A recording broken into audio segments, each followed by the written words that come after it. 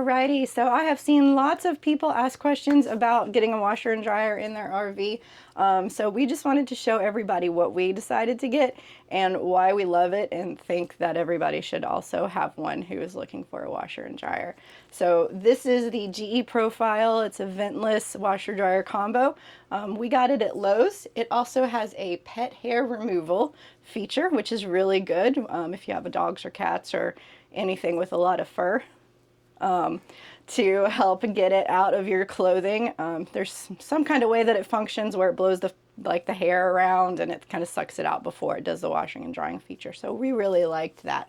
One of the things that I really like about it is it's residential. So it can fit everything that you fit in a normal washer and dryer, residential washer and dryer in it. You don't have to like pick out just a couple of pieces that you really want. So we can fit like regular jeans, everything in there that we normally would at home.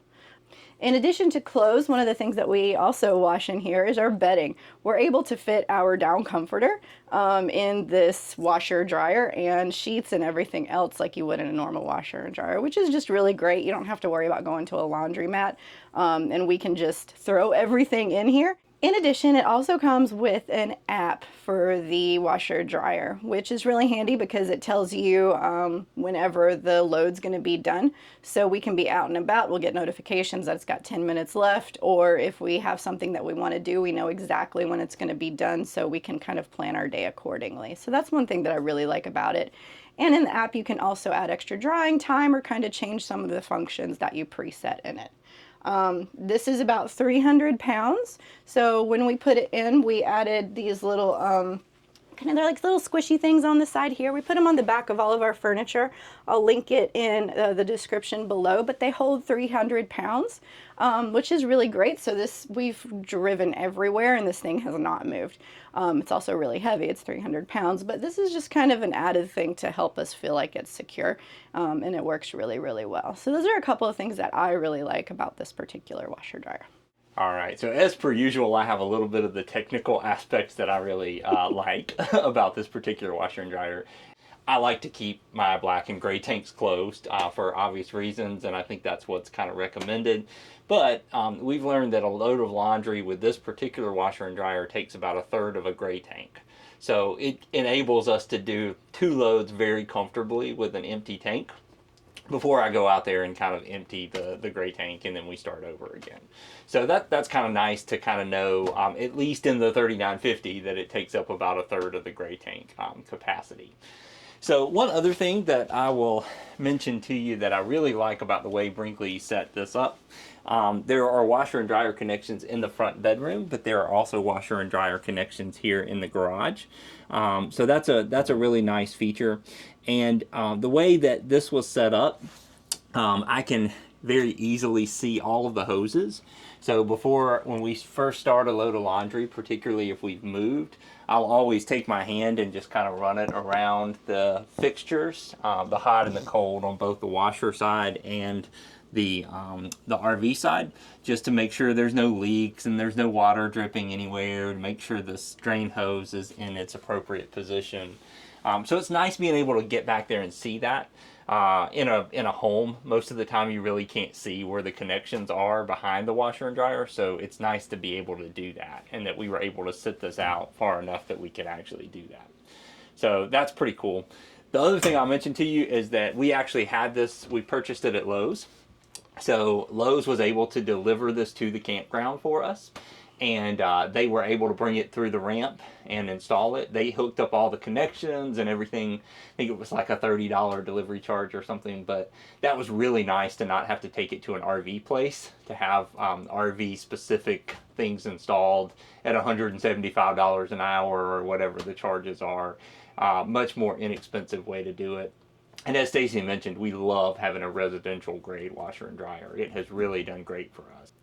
All right, so now that we've kind of gone over the things that we really like about this particular washer dryer, I'm just going to show you how it works. So we've already got it loaded. We have a beach towel, some jeans, shirts, other various things in there. Really what we would throw in a normal washer and dryer at home. So Some of them come with a compartment that you can put an entire bottle of laundry detergent in there. We didn't get that one because we already have a place to store our laundry detergent. So we just, like a normal washer or dryer, put it in the detergent area. And in order to clean it every time, just push that down, give it a nice little swipey swipe here. Make sure it's nice and clean. And then back in. Very, very easy. Just really, really simple to work it. Lots of different options here. You've got the bedding. You can sanitize it. Self-clean. Oh, that's never actually happened before. Running the self-clean cycle every 40 cycles. I guess it's about time to run a self-clean cycle, so we'll do that next time. We've never done that before. So it's already set as a wash and dry. The normal cycle takes a little over 2 hours.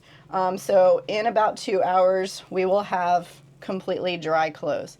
So we're gonna go ahead and just hit the go button there. And let you listen to it for a second. It's fairly quiet. This is the phase where I would usually go around to the back of the washer dryer and just kind of check the connections, make sure nothing's leaking there or there, make sure this is in place the way that it's supposed to be.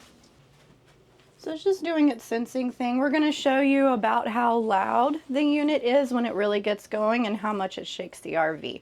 Any washer and dryer is going to shake your RV no matter what it is because of the drum movement.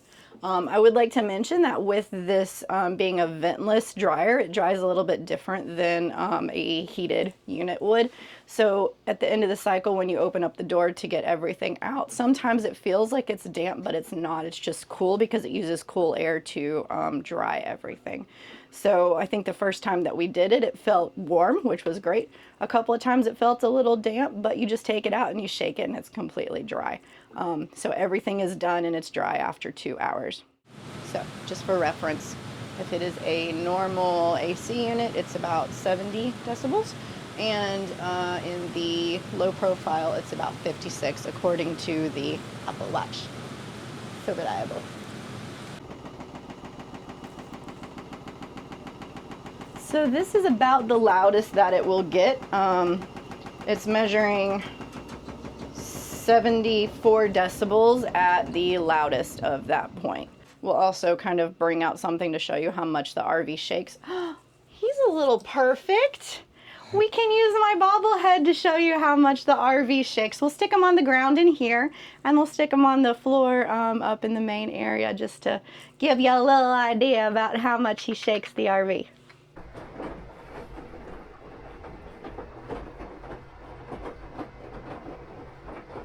The rinse phase is pretty quiet. What decimals we got? 52 decibels. That's 52 decibels? 52 decibels. Mm-hmm. Yeah, not too bad.